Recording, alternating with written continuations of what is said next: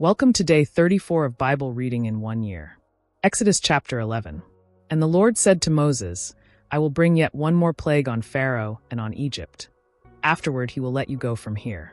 When he lets you go, he will surely drive you out of here altogether. Speak now in the hearing of the people, and let every man ask from his neighbor, and every woman from her neighbor articles of silver and articles of gold. And the Lord gave the people favor in the sight of the Egyptians. Moreover, the man Moses was very great in the land of Egypt, in the sight of Pharaoh's servants, and in the sight of the people. Then Moses said, Thus says the Lord, About midnight I will go out into the midst of Egypt, and all the firstborn in the land of Egypt shall die, from the firstborn of Pharaoh who sits on his throne, even to the firstborn of the female servant who is behind the handmill, and all the firstborn of the animals. Then there shall be a great cry throughout all the land of Egypt, such as was not like it before, nor shall be like it again. But against none of the children of Israel shall a dog move its tongue, against man or beast, that you may know that the Lord does make a difference between the Egyptians and Israel. And all these your servants shall come down to me and bow down to me, saying, Get out, and all the people who follow you. After that I will go out. Then he went out from Pharaoh in great anger. But the Lord said to Moses, Pharaoh will not heed you, so that my wonders may be multiplied in the land of Egypt. So Moses and Aaron did all these wonders before Pharaoh, and the Lord hardened Pharaoh's heart, and he did not let the children of Israel go out of his land. Exodus 12. Now the Lord spoke to Moses and Aaron in the land of Egypt, saying, This month shall be your beginning of months. It shall be the first month of the year to you. Speak to all the congregation of Israel, saying, On the 10th of this month every man shall take for himself a lamb, according to the house of his father, a lamb for a household. And if the household is too small for the lamb, let him and his neighbor next to his house take it according to the number of the persons. According to each man's need you shall make your count for the lamb. Your lamb shall be without blemish, a male of the first year. You may take it from the sheep or from the goats. Now you shall keep it until the 14th day of the same month. Then the whole assembly of the congregation of Israel shall kill it at twilight. And they shall take some of the blood, and put it on the 2 doorposts and on the lintel of the houses where they eat it. Then they shall eat the flesh on that night, roasted in fire, with unleavened bread and with bitter herbs they shall eat it. Do not eat it raw, nor boiled at all with water, but roasted in fire, its head with its legs and its entrails. You shall let none of it remain until morning, and what remains of it until morning you shall burn with fire. And thus you shall eat it, with a belt on your waist, your sandals on your feet, and your staff in your hand. So you shall eat it in haste. It is the Lord's Passover. For I will pass through the land of Egypt on that night, and will strike all the firstborn in the land of Egypt, both man and beast. And against all the gods of Egypt I will execute judgment. I am the Lord. Now the blood shall be a sign for you on the houses where you are. And when I see the blood, I will pass over you. And the plague shall not be on you to destroy you when I strike the land of Egypt. So this day shall be to you a memorial, and you shall keep it as a feast to the Lord throughout your generations. You shall keep it as a feast by an everlasting ordinance. 7 days you shall eat unleavened bread. On the first day you shall remove leaven from your houses. For whoever eats leavened bread from the first day until the 7th day, that person shall be cut off from Israel.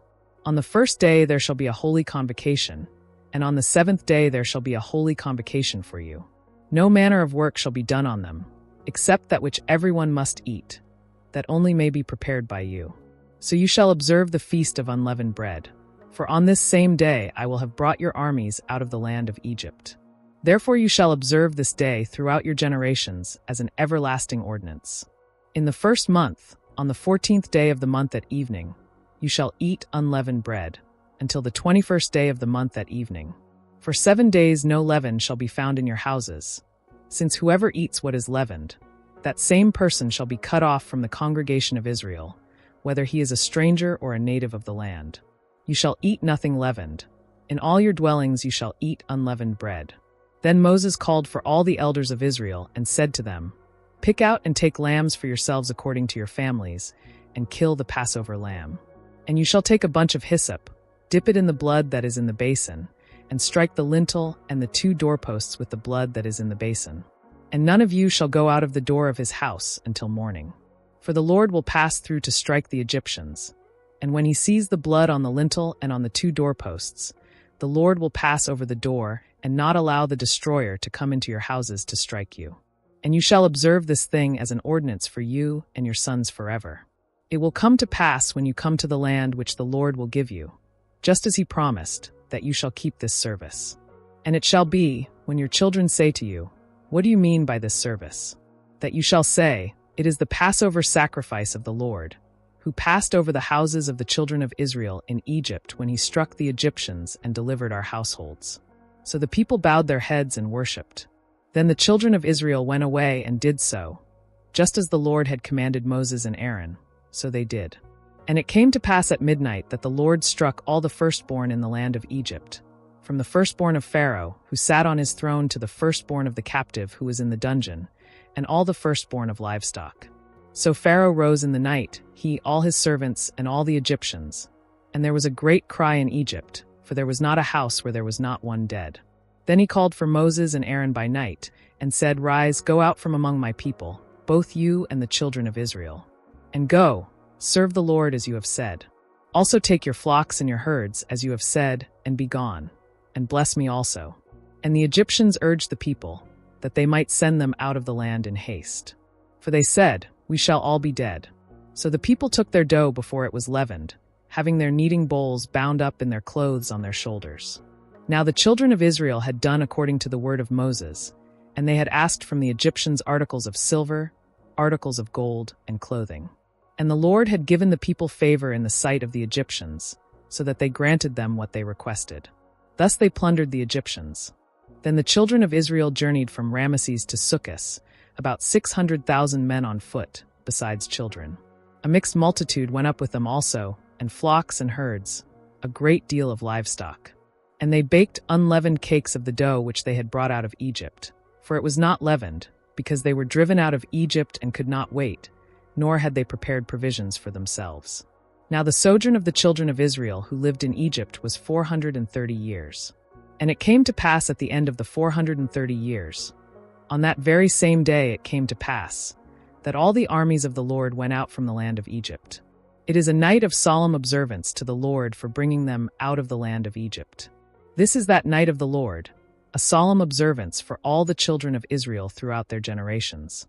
And the Lord said to Moses and Aaron, "This is the ordinance of the Passover. No foreigner shall eat it.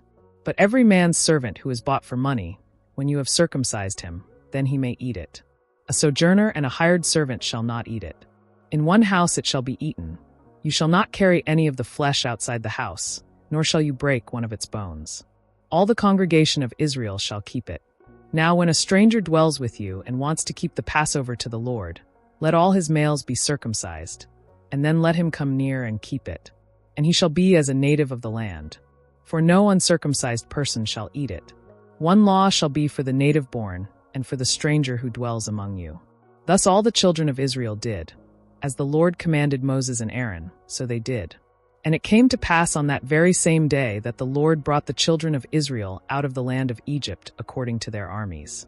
Psalm chapter 18, verses 20 to 24. The Lord rewarded me according to my righteousness. According to the cleanness of my hands he has recompensed me. For I have kept the ways of the Lord, and have not wickedly departed from my God. For all his judgments were before me, and I did not put away his statutes from me. I was also blameless before him, and I kept myself from my iniquity. Therefore the Lord has recompensed me according to my righteousness, according to the cleanness of my hands in his sight. With the merciful you will show yourself merciful. With a blameless man you will show yourself blameless. With the pure you will show yourself pure, and with the devious you will show yourself shrewd. For you will save the humble people, but will bring down haughty looks. For you will light my lamp. The Lord my God will enlighten my darkness. Proverbs chapter 4, verses 3 to 4.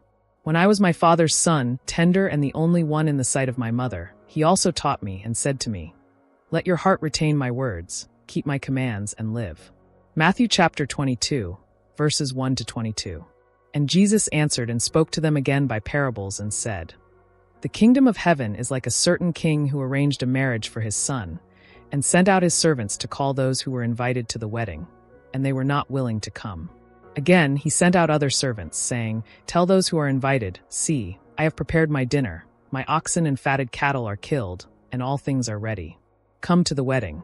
But they made light of it and went their ways, one to his own farm, another to his business. And the rest seized his servants, treated them spitefully, and killed them. But when the king heard about it, he was furious. And he sent out his armies, destroyed those murderers, and burned up their city.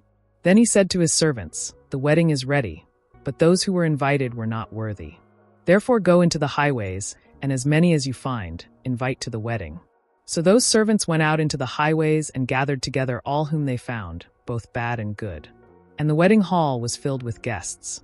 But when the king came in to see the guests, he saw a man there who did not have on a wedding garment. So he said to him, "Friend, how did you come in here without a wedding garment?" And he was speechless. Then the king said to the servants, "Bind him hand and foot, take him away, and cast him into outer darkness. There will be weeping and gnashing of teeth. For many are called, but few are chosen." Then the Pharisees went and plotted how they might entangle him in his talk. And they sent to him their disciples with the Herodians, saying, "Teacher, we know that you are true, and teach the way of God in truth. Nor do you care about anyone, for you do not regard the person of men. Tell us, therefore, what do you think? Is it lawful to pay taxes to Caesar, or not?" But Jesus perceived their wickedness, and said, "Why do you test me, you hypocrites? Show me the tax money." So they brought him a denarius. And he said to them, "Whose image and inscription is this?" They said to him, "Caesar's." And he said to them, "Render therefore to Caesar the things that are Caesar's, and to God the things that are God's." When they had heard these words, they marveled, and left him, and went their way.